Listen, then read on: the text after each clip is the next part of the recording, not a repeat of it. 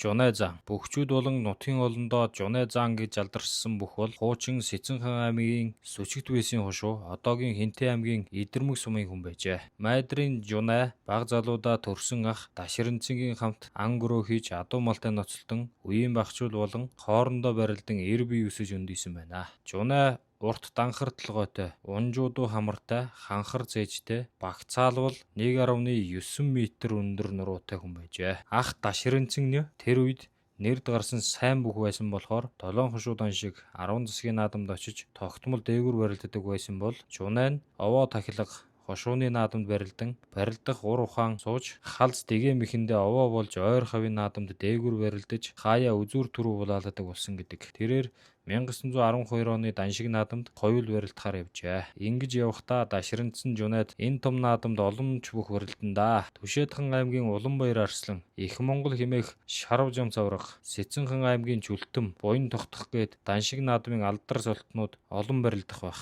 Чиний ганц дэгээ чинь гавих болов да. Тэгэхэр халз дэгээнээс гадна хашиж цохих, хамж дайрах мэт янз бүрийн мэх хийж байж газрын хүчтнүүдээс өвдөг шороодуулж даваагаа ахиулна шүү дээ. Даншиг наадам гэдэг аймаг хушууны наадамтай адилгүй хэмээн захиж байжээ. Өдөш хоорондоо барилдан хүчсөрж дасгал хийж явсаар отгон Даншиг наадамд одтой сайн барилдаж дүү Жунайд 6 давсан бол ах Даширэнцэн 1064 бөхөөс 11 давдан төрүүлж аврах цол хүртсэн байна. Жунай тэр жилийнхээ 10 засгийн наадамд 8-ын даваанд Сэцэнхан аймгийн Чүлтэм аврагад өвдөг шороодон үзүүрлсэн байна. Гэвч түүний хойдон жилийн 10 засгийн наадамд бүх хүчраагаа дархан дэгээ мэхээрээ давсаар төрүүлж байжээ. Тэгээд ч тэр үеийн бөхчүүдийн дунд Сэцэн хааны Жунай зааны төмөр гох хэмээн нэрлэгдэх болж халзан дэгээгээ хийсэн байхад барагтай бол унтчихсан байсан гэдэг. Бас хий цохиж дагуулж алгадах тонгорох мэгч хийдэг байсан гинэ. Жунай зан 1915 оны 10 засгийн наадамд Түшээдхан аймгийн Дайчвангийн хушууны Лувсан даш арсланг 8-ын даваанд унгаан 2 дахь удаага төрүүлээд 1918 оны 10 засагт 5 давж 1919 оны 10 засгийн наадамд шөвгийн дөрөвдүүлдэгт нь төрсөн ах Даширэнцэн амлан авч барилджээ. 7-гийн даваанд барилдахаар үрж буй ах トゥ хоёрыг харсан наадамчид "За дахан дүүдээ бууж өгөхөөр амлаж авлаа шүү" гэж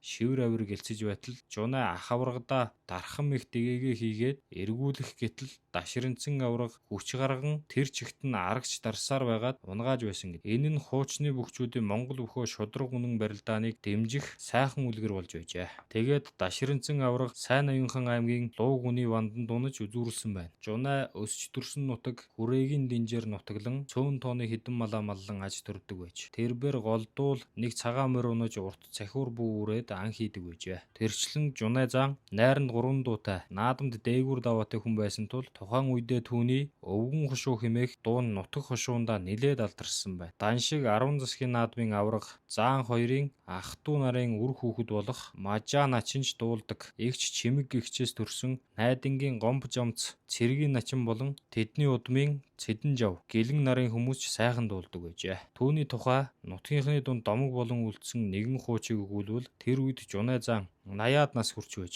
Нэг зүүн төрж өссөн нутаг Хинтээ аймгийн Идэрмэг сумын наадамд ус нутгийнх нь пүрэвхүү төрүүлж дамдын сүрэн үзүүрлжээ. Сумын наадам тараад үзүүр түрүүний хоёр бүх бай шагналаа авчихсан их л баяртайгаар хэрлэн голын хойд эрэг дээр нь ирж гин. Голын ус нилээд үертэй хөөсрөн урсаж байж. Голын урд талд нэг хүн морой хөтлөөд сууж байна гин. Хоёр бүх хоорондоо энэ хүн гол гарч сум орох санаатай сууж байгаа юм байх та гэж ярилцаад голоор гарч очивол нөгөө хүн Жунай зан байжээ. Минь тусаа мэдлцээд Жунайгаа хоёр залууг хараад жуумалзан "Чи төрүүлж дамдын сүрэн чи үзүүрлсэн гэвүү? Овоодоо хэмээн магтаж байна гин. Хоёр залууч заан тоогдсондоо урамшин "Тиймээ тийм л" гэцгээч. Тэгээд пүрэвхүү нь "Заангой аль орох нь вэ? Сум хүрвэл бид хоёр усаар гаргаад өгөх үү? Морины ташаа толгой хальж байна шүү" гэвэл Жунай толгой сэгсрээд холдохгүй. Сумын наадмын түрүү хоёр бүхийг амдаж суун. "Та яах нь вэ?" гэвэл Заан "Та нартай нэг барилдаад үздэг юм билүү гэж бодоод" гэж хэлснэ. Бүсэлж ирсэн хуучирч сэмэрсэн зодог шуудгаа өмсөж хоёр залууч 80 хүрч байж барилдана гинэ. Заангойч зөнөглчихжээ. Болгоомжтойхон унгаахгүй бол яс нь яарчхаж мэднэ шүү. Химээ сэм ярилцаад бас л зодог шуудгаа өмсөж гин. "Та хинтээ эхэлж барилдах вэ гэж саналыг нь асуухад эхлээд үзүүрлсэн бүхтэй нь барилдана. Дэвж шавж байгааг нь харахад нэг их том хэрзийсэн яс сул арьс харагдсан гин. Дамжин сүрүүлж өмсгөлөө өмсөд дэвж дилээд үрж гин. Гэтэл Жунегойг шууд сэнжигдэж яваад ганц докторхтан залуу бүх өвдөг широод ичээ. Дараа нь төрүүлсэн бүх пүрэв хүүтэй барилдаж бас л ганц доктораад унгаасан гин. Ийхүү сумынхаа наадам төрүүлсэн сайн бүх хэмээн сагж явсан хоёр залуу өвгөн бүхэд өвдөг широодон ичиж зовсон тухай нутгийнхан ам дамжин ярих болсноос үзэхэд